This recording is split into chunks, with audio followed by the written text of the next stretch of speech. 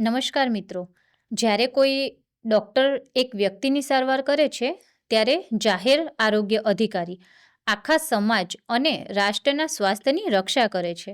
રોગોને આવતા અટકાવવા, રસીકરણ અભિયાન ચલાવવા અને સ્વચ્છતા જાળવીને રોગચાળો ફેલાતો રોકવો એ આ અધિકારીનું મુખ્ય કાર્ય છે. તો ચાલો મિત્રો, આજે આપણે જાહેર આરોગ્ય અધિકારી, જેને પબ્લિક હેલ્થ ઓફિસર તરીકે ઓળખીએ છીએ, તે કારકિર્દી વિશે વિગતવાર માહિતી મેળવીએ. તો રજા અલી, સૌપ્રથમ એ જણાવો કે જાહેર આરોગ્ય અધિકારી એટલે શું? નમસ્કાર મિત્રો. જાહેર આરોગ્ય અધિકારી એ એવા વહીવટી અને તબીબી નિષ્ણાત છે કે જે સમુદાયના સ્વાસ્થ્ય સ્તરમાં સુધારો કરવા માટે નીતિઓ ઘડે છે અને તેનો અમલ કરાવે છે. તેઓ નિયમિત રીતે સરકારી આરોગ્ય વિભાગો, મ્યુનિસિપલ કોર્પોરેશન અને આંતરરાષ્ટ્રીય સંસ્થાઓમાં કાર્ય કરે છે. તેઓ માત્ર બીમારીની સારવાર નથી કરતા, પરંતુ બીમારી પેદા જ ન થાય તેવા પગલાં લે છે. જાહેર આરોગ્ય અધિકારી જે હોય છે તેમની કામગીરી શું હોય છે ને તેઓ ક્યાં કામ કરે છે? જાહેર આરોગ્ય અધિકારીની કામગીરીની વાત કરીએ તો તેમની મુખ્ય જવાબદારીઓમાં કેટલીક વસ્તુઓ સામેલ છે, જેવી કે સરકારી આરોગ્ય યોજનાઓને જેમ કે આયુષ્ય ભારતનું જે કાર્ય છે તેને છેવાડાના માનવી સુધી અમલીકરણ કરાવવું, રોગચાળા દરમિયાન સર્વેલન્સ અને નિયંત્રણના પગલાં લેવા, પીવાના પાણીની શુદ્ધતા, ખોરાકની ગુણવત્તા અને પર્યાવરણીય સ્વચ્છતાની દેખરેખ રાખવી, માતા અને બાળ મૃત્યુદર ઘટાડવા માટેના કાર્યક્રમોનું સંચાલન કરવું, આરોગ્ય અંગેના આંકડાઓનું વિશ્લેષણ કરી ભવિષ્યના રોગચાળા સામે રક્ષણનું આયોજન કરવું વગેરે જેવી કામગીરી કરતા હોય છે.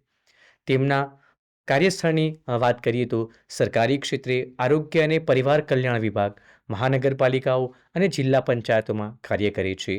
આંતરરાષ્ટ્રીય સંસ્થાઓ જેવી કે WHO, વિશ્વ આરોગ્ય સંસ્થા અને યુનિસેફ જેવી સંસ્થાઓમાં ઓફિસર તરીકે કાર્ય કરી શકે છે. સંશોધન સંસ્થાઓમાં Indian counselling of medical research ICMR અને અન્ય પબ્લિક હેલ્થ ઇન્સ્ટિટ્યૂટમાં કાર્ય કરી શકે છે. શૈક્ષણિક સંસ્થાઓમાં પબ્લિક હેલ્થ કોલેજમાં પ્રોફેસર કે માર્ગદર્શક તરીકે કામ કરી શકે છે. તો જાહેર આરોગ્ય અધિકારી બનવા માટે જરૂરી વ્યક્તિગત ગુણો કેવા હોવા જોઈએ? મિત્રો, જાહેર આરોગ્ય અધિકારી બનવા માટે વ્યક્તિગત ગુણોની વાત કરીએ તો તેમની અંદર જાહેર સાધન સંપત્તિનો યોગ્ય ઉપયોગ અને પ્રામાણિકતા માટે ઈમાનદારી અને નૈતિકતા હોવી અનિવાર્ય છે. તેમની અંદર આખી ટીમ અને આરોગ્ય કાર્યકરોને માર્ગદર્શન આપવાની આવડત એટલે કે લીડરશિપ, નેતૃત્વની ક્ષમતા હોવી આવશ્યક છે. વિશ્લેષણાત્મક વિચારધારા, સંચાર કુશળતા અને કુદરતી આફતો કે રોગચાળાના સમયે શાંતિથી કામ કરવાની ક્ષમતા એટલે કે સંકટ વ્યવસ્થાપન પણ હોવું આવશ્યક છે. જી, તો જે જાહેર આરોગ્ય અધિકારી હોય છે તે બનવા માટે શૈક્ષણિક લાયકાત અને તેની ભરતી પ્રક્રિયા શું હોય છે? જાહેર આરોગ્ય અધિકારી બનવા માટેની શૈક્ષણિક લાયકાતની વાત કરીએ તો મેડિકલ ક્ષેત્રમાં સ્નાતક એટલે કે MBBS, PAMS, BHMS, BDS કે નર્સિંગ હોવું હિતાવહ છે. ત્યારબાદ માસ્ટર ઓફ પબ્લિક હેલ્થ MPHનો 2 વર્ષનો સ્પેશિયલાઇઝેશનનો કોર્સ કરવો જરૂરી છે. ઘણા કિસ્સાઓમાં હેલ્થ એડમિનિસ્ટ્રેશન MHAના સ્નાતકો પણ આ ક્ષેત્રમાં જોડાઈ શકે છે. BPHA સ્નાતકની ડિગ્રી મેળવ્યા બાદ post graduation diploma in public health PGDPH કરી શકાય છે.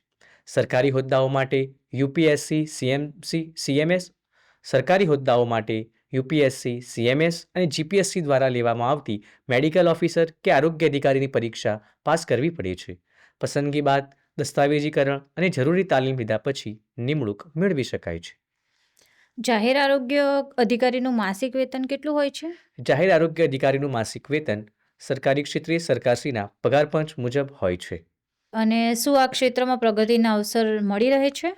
જી હા, આ ક્ષેત્રમાં પ્રગતિના અવસરોની વાત કરીએ તો તાલુકા કે જિલ્લા આરોગ્ય અધિકારી DHO તરીકે, પ્રાદેશિક નિયામક રિજનલ ડાયરેક્ટર તરીકે, એપિડેમિયોલોજિસ્ટ એટલે કે રોગચાળા નિષ્ણાત તરીકે, WHO અને યુનિસેફ જેવી સંસ્થાઓમાં પ્રોગ્રામ ઓફિસર તરીકે અને જેમ જેમ અનુભવ વધે છે તેમ રાષ્ટ્રીય અને આંતરરાષ્ટ્રીય સ્તરે નીતિ નિર્ધારક તરીકેની તકો મળવાપાત્ર હોય છે.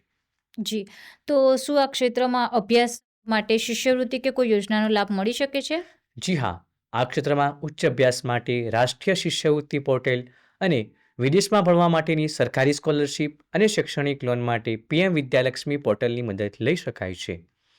તો મિત્રો, આજે એક મહત્વપૂર્ણ કારકિર્દી વિશે રજાલીએ આપણને ખૂબ જ સરસ માહિતી આપી છે, જે આપણને ખૂબ જ ઉપયોગી થશે. તો આ સંદર્ભે સફળ થયેલા અધિકારીઓની સાફલ્ય ગાથા અને વધુ માહિતી માટેની ઓફિશિયલ વેબસાઇટ તમે આ વિડીયોના ડિસ્ક્રિપ્શન બોક્સમાંથી મેળવી શકો છો. આશા છે કે આ માહિતી આપને ઉપયોગી થશે. ધન્યવાદ.